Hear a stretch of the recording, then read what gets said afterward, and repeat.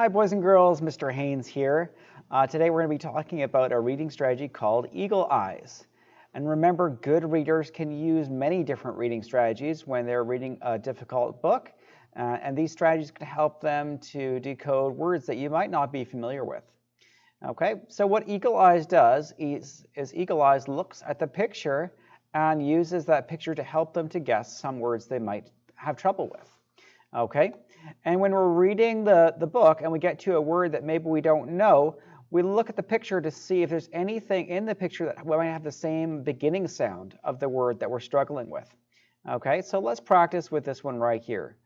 The boy played with the what's that word? Let's look at the picture.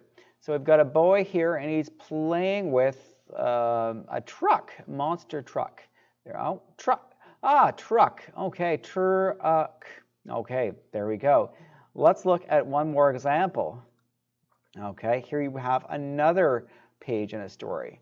Let's read it. So first, I'm going to look at the picture just quickly before I start reading. We've got a family here, and they're in a park, and it looks like they're having a picnic there.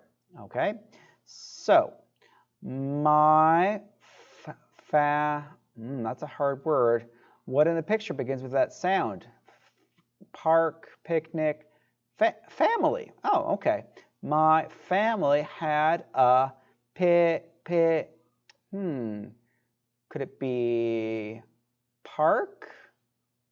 No, I don't see an R in there. What about picnic? Okay. My family had a picnic in the last one, park. Okay, that makes sense. All right, boys and girls, so next time you are reading a story and you get to a word that you might not know, try and use Eagle Eyes and use the pictures to help you guess the word. All right, I hope this helps you and enjoy reading.